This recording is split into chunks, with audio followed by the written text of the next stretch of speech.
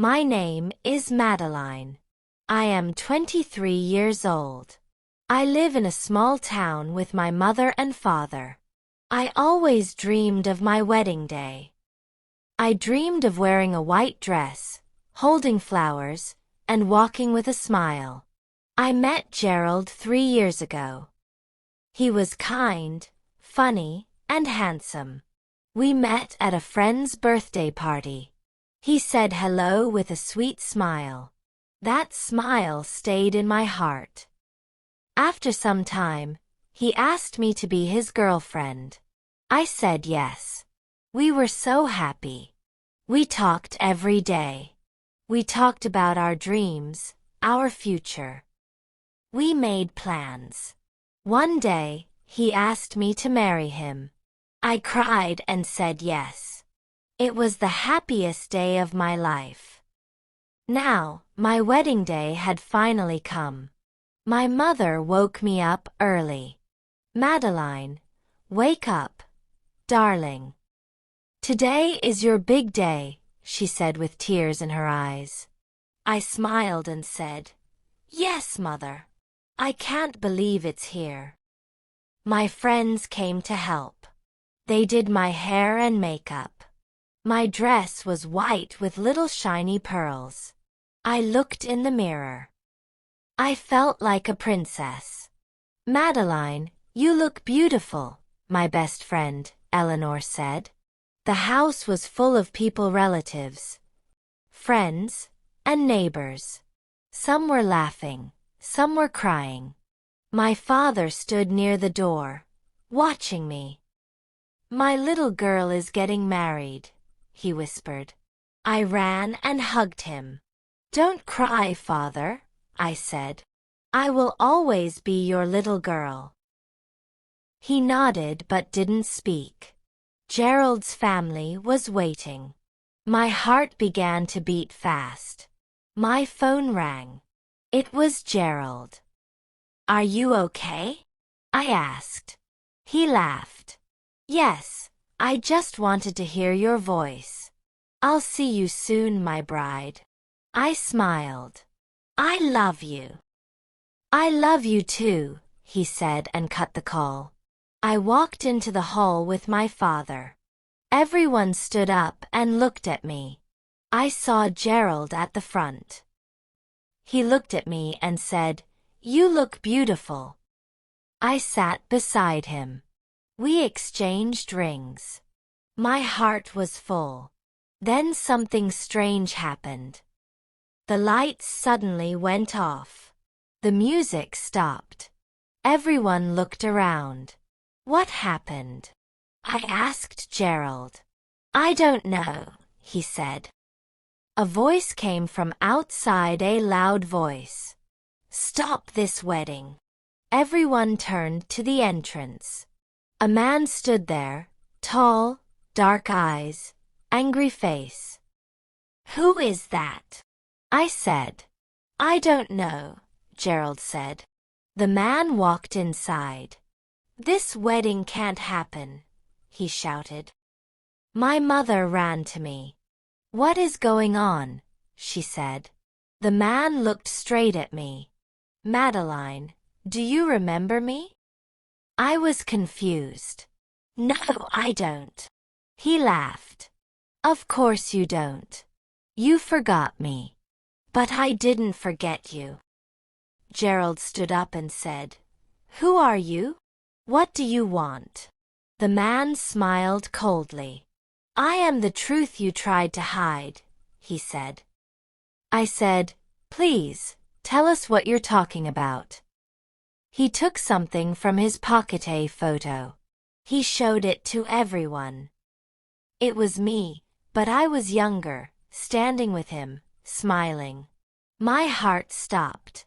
I don't remember this, I said. The man said, You left me without a word. I waited for 4 years. Gerald looked at me. Is this true? Gerald asked. I don't know, I said. I don't remember. The man laughed. You remember everything. You're lying, he said. No, I'm not. I said louder. I had an accident 5 years ago. I lost my memory for some time. I forgot many things. My mother held my hand. Yes, it's true. She was in the hospital for weeks. The man looked shocked. Why didn't anyone tell me? He asked. We didn't know about you, my mother said. She never spoke of you. The man sat down. I waited all these years, he said. My heart broke. I'm sorry, I said. Gerald looked at the photo, then at me. Why didn't you tell me? He asked. I swear I didn't know. I don't remember anything, I cried. The man shook his head. You remember everything. You're lying. Gerald looked at the man. What is your name? Lucas, he said. I loved her. The room was quiet for a while. Then Gerald said, but she doesn't remember you, and I love her now. Lucas looked at him. I understand, but I had to try. He stood up and walked out slowly. I began to cry. My heart was heavy and full of pain. Later that night, Gerald sat beside me. Do you still want to marry me? I asked, scared.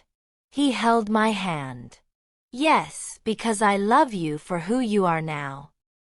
I looked into his eyes. I knew his love was real. Still, I could not forget the pain on Lucas' face. Did I really love him? The night after the wedding stopped, I couldn't sleep. My mind was full of questions. Who was Lucas? Was he telling the truth? Why couldn't I remember anything about him? The next morning, my mother brought me tea. How are you feeling, Madeline? She asked. I don't know, I said. I feel like I hurt someone very badly. I know, she said. But it's not your fault. You lost your memory. I nodded, but my heart still felt heavy. That afternoon, a little boy came to my house. Are you Madeline? He asked. Yes, I said. This is for you, he said, and gave me a small bag. Lucas asked me to give this to you. Before I could ask anything, he ran away. I opened the bag. Inside, there was a small book and a letter. I opened the letter and began to read. Dear Madeline, you may not remember me, but I remember everything. We met in college. You were reading a book, the first time I saw you. You smiled at me, and my world changed. We started dating just after 2 months. You made me a better person. We talked about marriage, about building a small house, about kids. Then one day you were gone. I searched everywhere. I called your number. It was not working. I came to your house, but your parents had moved. I waited for a call, a message, a letter, but there was nothing. Years passed. I tried to forget, but I couldn't. Then someone told me you were getting married. I didn't believe it at first, but I had to see for myself. When I saw you yesterday, you looked happy, but also different. Now I understand why. You really don't remember me. That hurts more than anything. But I don't want to destroy your life. I just wanted you to know that I truly loved you, and you will always be in my heart. Goodbye, Madeline. Lucas. Tears rolled down my cheeks. I held the letter to my chest. I opened the book. Inside were pictures of me and Lucas laughing, holding hands. That evening, I told my mother and father about the letter and the photos. My mother looked sad. "I'm sorry, Madeline," she said. "You loved him very much before the accident. But we thought it was best not to tell you when you didn't remember. We were scared it might hurt you more." "I wish you had told me," I said. I sat with the book all night. I didn't know what to feel. Yes, I loved Gerald now, but I had loved Lucas too, and he had suffered alone for so long. The next morning, I made a decision. I asked Gerald to meet me. He came quickly. "Gerald," I said, holding his hands, "I love you. But I need to do something first. I need to see Lucas. I need to talk to him, say goodbye properly." Gerald smiled sadly and said, "I'll wait for you." I found Lucas at his small home. He looked surprised when he saw me. "I didn't think you would come," he said. "I read your letter," I said, "and I saw the photos. I'm sorry for leaving you. I never meant to hurt you." "I'm just glad you are happy now," he replied. We sat in silence. Then I stood up. "Goodbye, Lucas." He smiled. "Goodbye, Madeline." I walked away with tears, but also peace. 1 month later, I married Gerald. Sometimes, life takes away memories but not the love that once lived in the heart. True love means letting go.